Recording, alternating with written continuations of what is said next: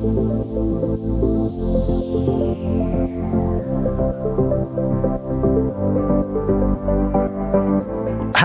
and a massive thank you for joining us, listener. How are you? You're listening to My Surrogacy Journey, the podcast, and me and my husband will be taking you on a journey of education and surrogacy storytelling. I'm Michael. I'm a father of two gorgeous children through UK surrogacy, and I'm one of your hosts. And I'm Wes, married to Michael. We're the founders of My Surrogacy Journey. Hello. It's wonderful to have you back. Thank you for downloading us again. Michael, we've also got ourselves a brand new podcast sponsor too. Manchester Fertility is a centre of excellence for surrogacy in the Midlands and the north of England. A leading fertility clinic with over 35 years of experience building families for people within the LGBTQ community. With an established heritage and excellent success rates, they provide many fertility treatments and pathways for same-sex couples and single, trans, non-binary people and heterosexual couples from across the UK. Manchester Fertility are well known for their fantastic team of experts who provide the best patient care. So we're your hosts on My Surrogacy Journey, the podcast, and it's going to be a busy episode. We have got live guests coming out of our ears in the studio here in London, and we're talking all about surrogates and their partners. I hope you're ready for today's episode. It's going to be a two-parter because I think there's going to be so much valuable conversation. We just haven't left anything unheard. Absolutely. So we're going to be talking to the incredible Megan Watson-Wing and Ed Watson, who are married and childless by choice, and they were even pregnant with someone else's baby on their wedding day. And we also have a regular to our podcast, the lovely Gina and Ian Kinson, who are taking us through their experience, their current journey, which is going to give you all the feels. Hello both. Hi. How are you both? Yeah, well, thank you. Yourself? Yeah, we're all right, thank you. Gina, you're looking very swell. Yes, very heavy. Very swelled. Yeah. Very comfortable on that sofa though. So tell us about Gina and Ian, firstly. Gina, over to you. Yeah, so I'm a gestational surrogate, having been on the journey. This is the third time now, so already given birth to 2 surrogate babies, and this is number 3. How long have you got left? Literally a couple of weeks. Wow. So yes, birth is imminent. Yeah, very enjoyable. Not quite as difficult as the last journey, which didn't put me off. It's too addictive for that. So, but it's for a different couple this time round. So new scenario, very different, but very enjoyable. Amazing. And Ian, tell us about how involved you've been in this journey and the other journeys as well. So, from my perspective, I've been there to support Gina throughout the whole journeys, all 3 of them, and I've learned a lot since the initial journey with Fran and Mark. Yeah. And, you know, after having 2 for them, or Gina did anyway, I've just adapted to a way in which I'm there to support Gina through every step throughout the whole journey, up to the point where she is now, ready to give birth to that 3rd child for another deserving couple. Amazing. And I think, you know, there's often this misconception that a partner to a surrogate plays no involvement. And we all know that that's absolutely not the case. I mean, we know from our own experience of our surrogate and Dave and the whole family, and how the family are part of this journey too. And I think there's this misconception that people think it's just the surrogate and no one else plays a part. But how do you work as a team to manage this journey? So it's definitely a team effort, isn't it? Definitely, yeah. This affects both of us physically, emotionally. You know, there's lots of things that I can't do necessarily if I'm sick or tired, or the day's been too long, or it's been too much, or appointments. Then I really do rely on Ian and the other members of my family and extensive friends. But I definitely couldn't do this without Ian. I need his shoulder to cry on, laugh on, communicate with, you know, when I'm stuck on how to think about something or how to feel about something. I've got him to chat to, you know, any concerns I have. He's the one that holds me up, and he's the one that does the extra cooking or does the extra cleaning or says to me, you can do this and we can do this together. So Ian's nodding here, I can see him. yeah. Well, I'm very much there to support Gina as much as I can. She's doing the hard work, carrying the baby, but at the end of the day, you know, there are other things that need doing, that she's not capable of doing, especially at this stage where she is now.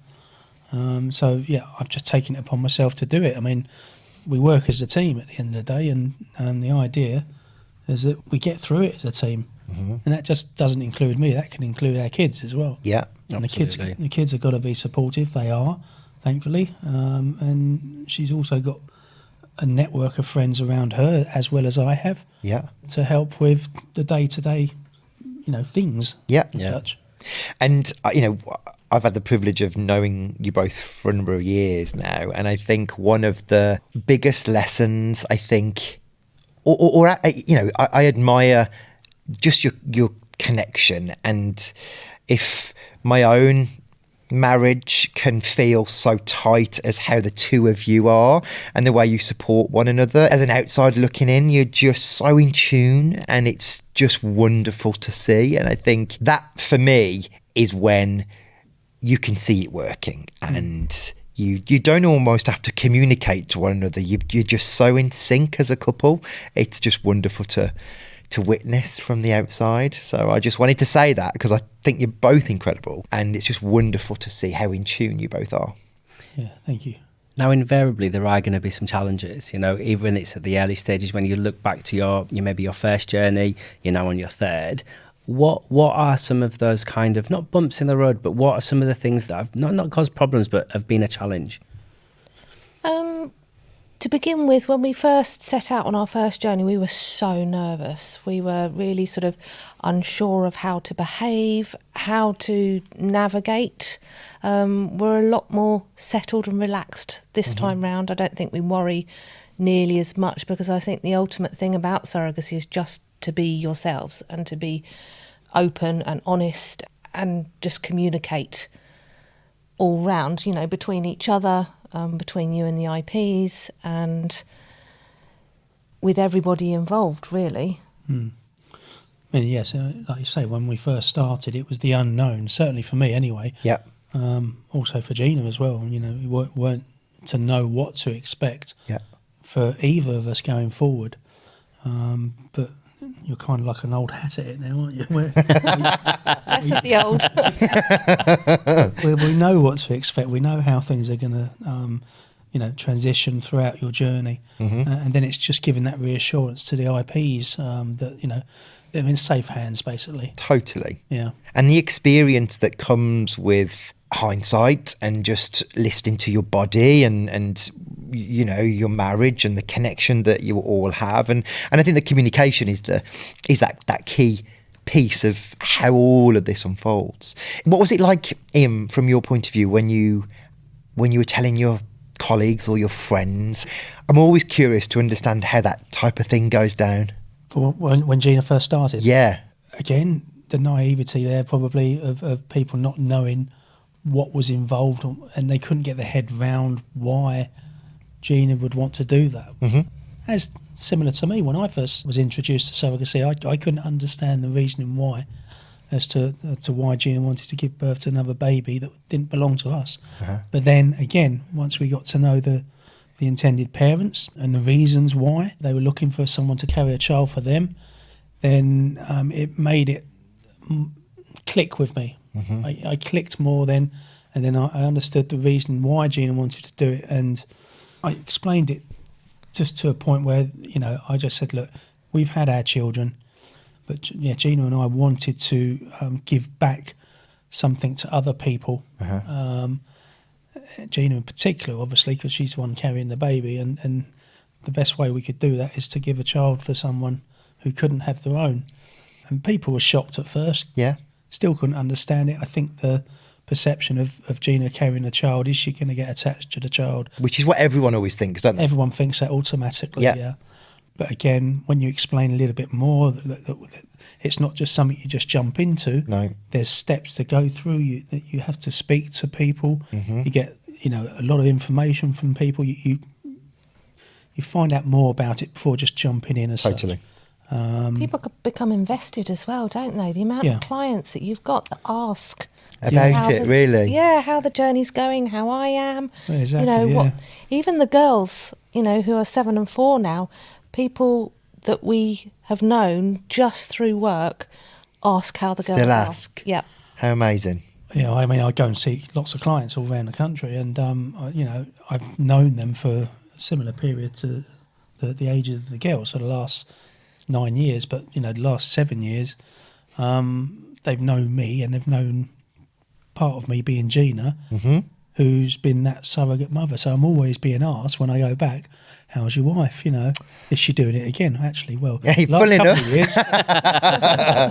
And so I'm always updating them, and they're always intrigued as to how things are going. How things are moving. So in a way, it's good because we're spreading the word of surrogacy throughout the UK, but Absolutely. subconsciously as such. Yeah, Sure. just through educating people. Yeah. Brilliant. Talk to us about the impact that surrogacy has on your relationship. Because I think some people might not understand how that's going to happen. What are those things going to look like? Physically, going through IVF does have an impact on our relationship with the whole sort of cycles and, not being able to be intimate for certain parts of that. That is something I think you have to acknowledge and you have to talk about, and you have to sort of have that conversation of how it's going to affect you, physically. We're 25 years into our relationship, our marriage, so having that conversation wasn't really that difficult. I think maybe for a newer relationship, it might impact you a little bit differently. Sure. But then that's what's important, I think, to then talk to your IPs and just sort of come to an understanding that, occasionally you might need a break. You could do IVF for a couple of months. And that's okay to say, isn't it? It's okay, yeah. It's okay. It depends on sort of how important certain aspects of the relationship is to you. And for every couple, that's going to be completely different. Totally. So, what might work for one person might not work for another. And emotionally, it's just about keeping the communication, just being honest and talking and asking what the other person needs, what they want from you. The two of you are veterans at this now, and you're just so experienced with with not only understanding surrogacy, but Gina, you're a huge part of the community anyway. What are some of the changes from journey 1 to journey 3? What's evolved, or is there anything in particular that stand out that you think, oh yeah, this does feel different because of X? Is there anything that springs to mind from being a bit more experienced? I think the intensity of the relationship, wanting to be what everybody else expects it to be. I think there's quite a pressure in the surrogacy community to be best friends, to find that ultimate relationship. And I think third journey on, we haven't put that pressure upon ourselves, which is really, really helped hugely, because everyone comes into this from a different perspective, and you don't go into, when you first meet your other half, you're not expected to marry them straight away. You just take the pressure off, see how things go, see how things evolve, and you don't have to talk every day, and you don't have to be best friends, do you? And you don't, like, that was one thing that you worried about, Ian, wasn't it? About, it's more emotional pressure, investment that you might not necessarily have. No, sure. On your second or third or fourth journey. It's about capacity as well, isn't it? And having that capacity to be able to invest to the same level as you did previously. And it's quite interesting because we literally just recorded another podcast, and what we were talking about on there was about being realistic about the relationship and not putting too much pressure on yourselves for it to be unicorns and rainbows. And if it's not unicorns and rainbows, that's okay too. It's about being realistic and everyone being happy with that relationship, because there is only so much you can put in. Is there a secret to IP relationships? Is there a little nugget out there? That's sharing your expectations, isn't it? That's what we discussed before. Expectations, your past experiences. So if you've got them, like Gina has, sharing as much information as possible, and the step-by-step process of going through a journey. Certainly for like the husbands out there with the surrogate, some are scared, just like I was when I first started, as to what to expect. How are they going to feel with their wife carrying another baby for someone else. Surrogacy has come on leaps and bounds over the last however many years, the last 10 years at least, where there's more information out there, there's more people talking about it. And I think that's paramount when trying to support any surrogate partner in going through a journey with someone. Would this have helped you back at the beginning, do you think, listening to a podcast with a surrogate and their partner explain? Would you have found this really useful? Yeah, absolutely, yeah. Because again, for me, it was the unknown, as it was for Gina, but me more so.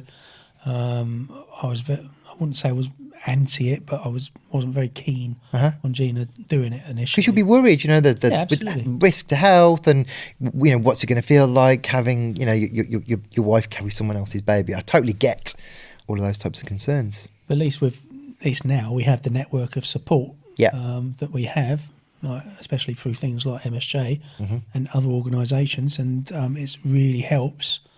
It's going to help everyone. Help in the long run. I think one thing you worried about was the power dynamic as well. Oh, really? Within sort of, are we signing up to do as we're told? Yeah. Sort of, are we going to have to... I think that's legitimate. Do X, Y, Z, is there a right or a wrong way to do things? Whereas actually in reality it's much, much more balanced. I think you were surprised, weren't you, to find that actually it's way more of a team effort rather than a... It's one of those misconceptions, isn't it? Are you going to be told what to eat, where to go? It's not like that, and that's a clear. I've heard a number of people have those types of concerns, but I think again, if you're communicating as a team and as a group, then that's how you avoid those types of fears. Yeah, absolutely. Let's talk about your journey that you're on now. Tell us, as she beams, as she smiles, she's thinking, there's 2 weeks left. Let's come to Ian first, actually. I'm throwing this one in at you, Ian, I'm sorry. When Gina was like, oh, do you know what? I think I want to do this again. Just one more. Tell us what it was like. To be honest, it wasn't as big a shock as I thought it was Really? going to be, because I kind of knew in the heart of hearts she was going to do it again. But I obviously had my concerns. Again, with all due respect to Gina, she's not a spring chicken anymore. She's getting on in terms of the world of surrogacy anyway. And I knew it was going to be a more difficult journey this time than it was for the first 2 times. I mean, thankfully, you've not been too bad this journey, have you really? No. It's actually been... It's been quite pleasant. Easier than the last one, actually, surprisingly. Yeah. That said, she's not doing it again. So she keeps telling me. But no, I think that is it now. I mean, you fulfilled what you wanted to do, and that was to give other people a chance of having their own child. And I don't think anyone could say that you haven't done an amazing job. And my gosh. I don't think anyone's going to be criticising you, Gina. I think you have.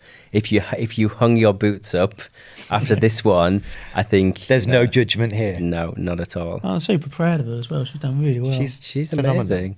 She's amazing. It's that phrase, isn't it? Oh, there's this couple. There is this. And that's the problem. There's so many deserving couples out there, and you want to say, "Yeah, we'll help you."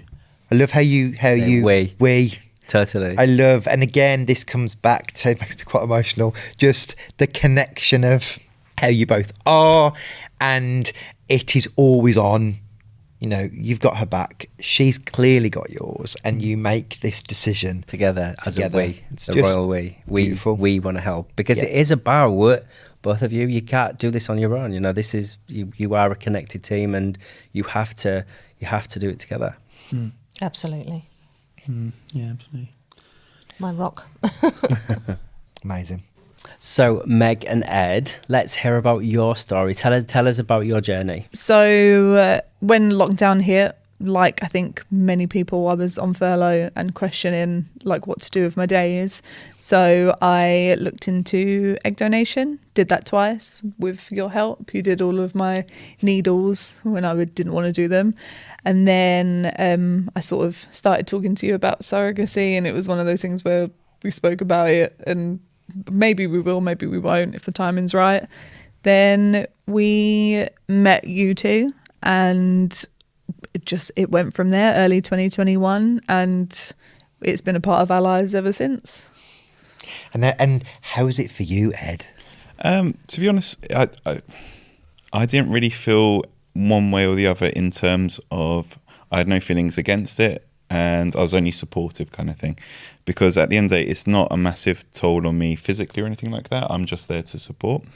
Just there to support.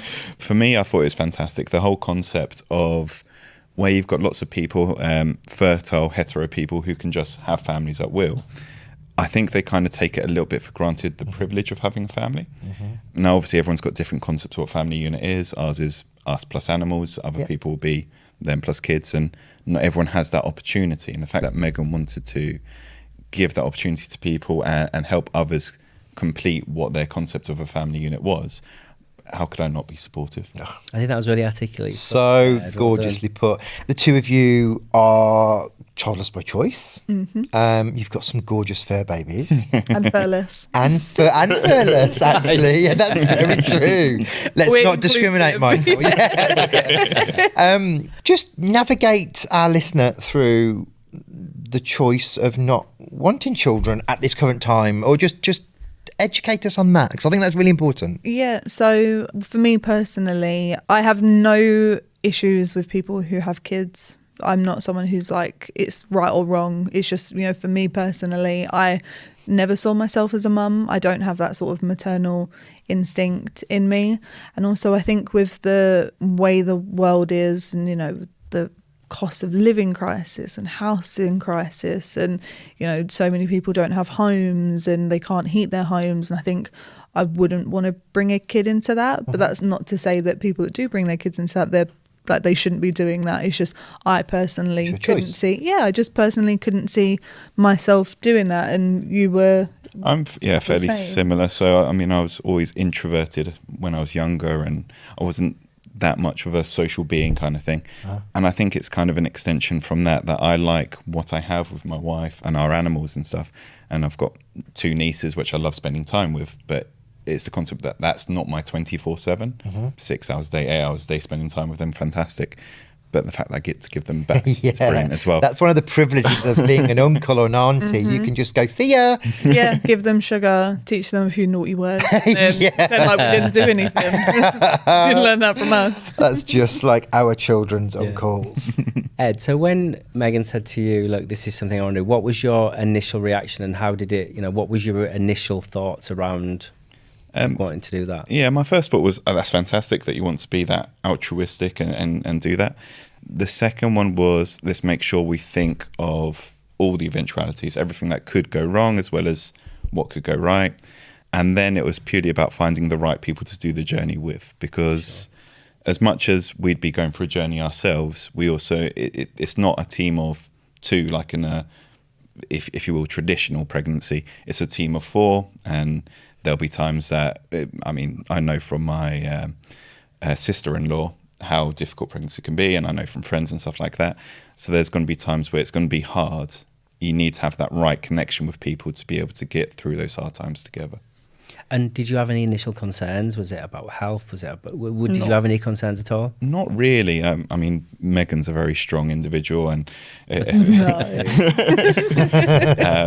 I don't think there's much that, if any difficulties, any medical problems, any mental problems, any social problems, anything like that thrown at her, I don't think there's much that she wouldn't be able to get through, and I don't think there's much that we wouldn't be able to get through together. So I wasn't so worried about that. It was more of a case of making sure everything was right, that it was the right people, the right conditions, the right time, and all that kind of stuff. Beyond that, no, it's fantastic. And when we were going through like the matching process and speaking to your counsellors, Tracy, one of your counsellors, made a really good point. She was like, in our foundation as a 4, she was like, Edward is going to be the glue. And we all sort of, we laughed and we joked and we were like, oh yeah, the one not carrying the kid and the one not going to be the dad. Yeah, he'll be the glue.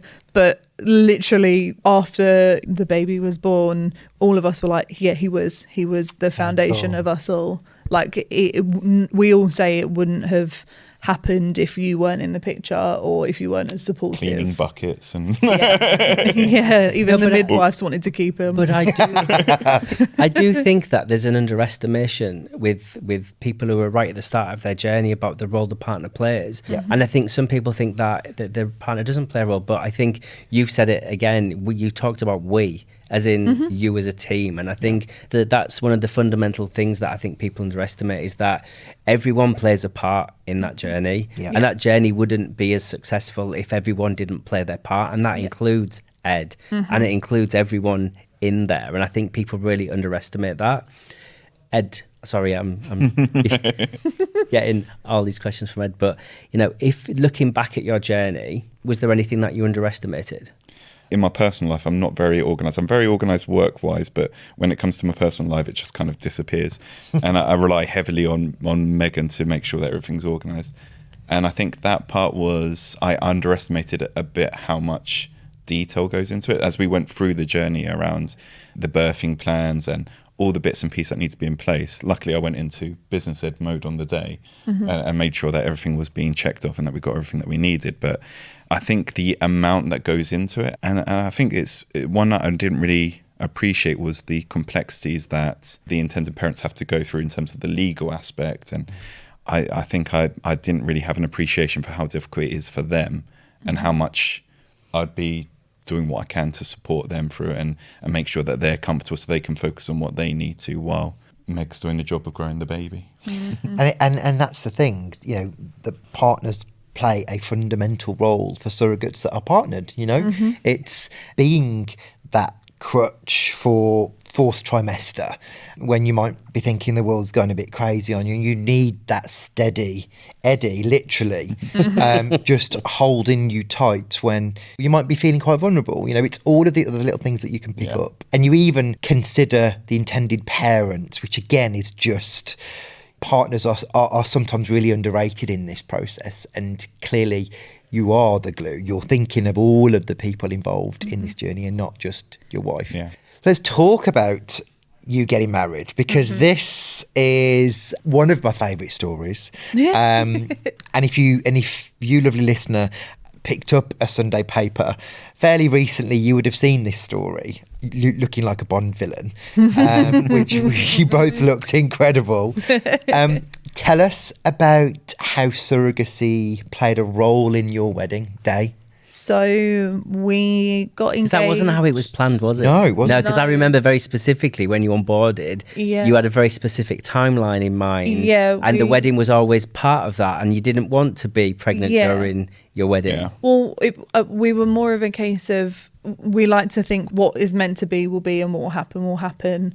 And we got engaged, and we sort of got engaged and then had the conversations of surrogacy. And we did sort of sit and think about, with the wedding day, is that going to change anything? We spoke about, the implications of our wedding day. And realistically, it's one day. Like, I wasn't planning my life around my wedding, so I wasn't going to plan surrogacy around my wedding, and I also wasn't going to plan a wedding around surrogacy either. It was a case of, if the timing felt right with my IPs, then why would we not try it?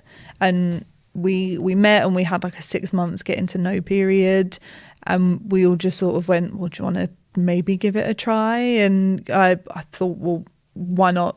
Like, being pregnant on my wedding day, it just means I can't drink on my wedding day. It's not the worst thing in the world. It means I got to wear Crocs on my wedding day and no one could judge me, which was amazing. And then when my dress didn't fit, people they couldn't comment on it because I would have cried. But we got married when I was 7 months pregnant. We did the legal part in Vegas. We flew and had like the typical Elvis wedding. Cool. And then I don't expect anything less, by the way, from you two. Yeah, of course. Like, it had to be over the top in one way or the other. And then we flew back, and that week we got married in the UK. Our IPs were there, and our families got to meet them. Like, they've seen pictures of them and they've heard nothing but amazing things about them, but they actually got to meet them and also put faces to names and learn what we're doing this for. And like my aunt, God bless her, wouldn't leave one of them alone. Like she was pestering him all night, and I was like, if it's too much, let me know and I will drag her away. But having them be a part of our lives in that sense was just like, and having them be a part of our day, and looking back at pictures and think like it's kind of encapsulated our surrogacy journey as well. Like we have these like really lovely photos that was our wedding day, but you know, you can see a bump and you can see a life grow in, and yeah, it's just amazing. Yes, I think it's the other side is your wedding day is a very special day to you. The baby is a very special thing. The whole surrogacy journey is very special. Having them together, I think, is just amazing, because then it's a memory, and then when we talk back on it, it's like, oh, I remember how you were throwing up in the morning. And Yeah, most people are like hungover the next day after their wedding and vomiting, and I was vomiting because I had morning sickness even 7 to 8 months into it. Wow. And you know, like all my family would joke that like my little sicky bucket that I had, they were like, you'll be walking down the aisle with your sicky bucket. And oh, that was the bucket you were just referring to a minute ago. yeah, Oh, I didn't go anywhere without my bucket. It was, I still have the bucket. It's like my little emotional support bucket now. But yeah, so it was just to be able to do that pregnant. Most people, when they plan a wedding, they're like, oh, I want to be able to enjoy it and fit in my dress and drink and this, that and the other. I didn't care. I don't care. It's a day where I get to celebrate marrying you with our friends and family. Well, it's a day of celebrating love, and Yeah. that baby was made with a lot of love. oh my God. And science. I just think that's really like, that just goes to demonstrate what type of people you are, because I think there are a lot of people that would want their wedding day how they wanted it and wouldn't have contemplated being a surrogate and having someone else's baby during their marriage. But as you guys, you just articulated it really well. It was just another big part of your day. Celebrating And love. I think that just really goes to demonstrate what amazing people you are that are helping people grow or extend their families. Yeah, It's just, for sure. it's just amazing. Is there or are there any words of wisdom for other surrogates and their spouses or partners that if they're listening now and maybe the partner's not quite on board yet, what would your advice be when building that relationship or supporting your partner who's a surrogate, and then vice versa from a partner, Megan? I would say that you get into relationships knowing that you're going to go through good times and bad times, and life isn't A to B, like point blank. You can't plan your life. Like you can try, but that's not how it works. That's kind of the same approach with surrogacy. You could be a seasoned pro like Gina, has kids and has been a surrogate 3 times, but her 3 surrogacies might have been completely different, and her hormones could have been completely different, and your mental outlook can be different. But you go into a relationship knowing that you're going to rely on each other through thick and thin, and surrogacy is no different. Like there's no question too stupid, there's no emotion too over the top, and being able to have someone that you can vocalize those feelings with so you don't feel crazy and you don't feel like you're on your own is very important. I don't think I could have got through it if we didn't have an open relationship. Not open like an open communication relationship. Just keeping in contact with each other, just checking in. It got to the point where sickness every day, and Edward didn't need to ask how I was doing. He would know how I was doing, but he would do little things like already have my bucket cleaned out like straight away, and getting food cooked and in the oven because he knew that like I needed it, and this, that and the other. It's just about checking in with each other, and you are equally important. There might be this sort of narrative in your head as a surrogate that you're the most important one, and that's kind of what some people made me feel like, and I didn't feel that way. It was always a group effort, and we were always like 50-50 in everything, just relying on your partner for anything you need. No ask is too much. When you're pregnant, no ask is too big or too small. You can get whatever you want. Yeah, I think it's, as an extension, it's the 3 things of communication, honesty, and understanding. It's you need to be able to talk to each other, and you need to be able to have the difficult conversations as well. When, if, for example, if I wasn't on board with this as much, then we would have had a conversation around it. It would have been difficult, but to understand why I wasn't on board with it, maybe, and to understand why Megan was so passionate about doing this. And if you've got that understanding and you're both being honest with each other and talking to each other, then it kind of helps the whole process along. And as we was going along, if there was something that I did wrong or whatever, then Megan would tell me. And it would be the same way as if she was doing something that I couldn't get on board with, or if there's something that I didn't like, if I felt uncomfortable with something, then we'd talk about it and we'd figure it out together. Because at the end of the day, we were working as a team. I mean, with the whole COVID restrictions and stuff, I couldn't come in for the scans, but that was fine because then Megan would tell me about them afterwards and I'd see the pictures and stuff. There's few bits like that will be difficult for the partner, but as long as you kind of got the understanding, okay, we understand it can't be like this. What's the important thing? Is it that big of a deal? And how do we move on? How do we get through this and working through it? It sounds like you had a very pragmatic but logical approach to it that seems to work, and I'm assuming that's kind of how you are generally anyway. And this was just an extension and an addition to your relationship. Yeah, and I think as well, like, it tested our relationship, not in necessarily a bad way, but in ways that we didn't think it would. Like, for example, we planned a natural birth and it didn't end up happening. We had a C-section, and because it was all news to us and they come in with all this paperwork and things to sign, and you're just wrapping your head around the fact you're not having the birth you planned and you're having a C-section, and you're taking God knows how many drugs at that point, and there's paperwork and they give you all like the scary statistics. And before being wheeled in, we had to have a conversation like, oh, okay, but although we don't want kids, we still need to talk about, if one of us changes our mind, is this going to impact us? And that sort of opened the risks. And that opened up the conversation after the baby was born, and we would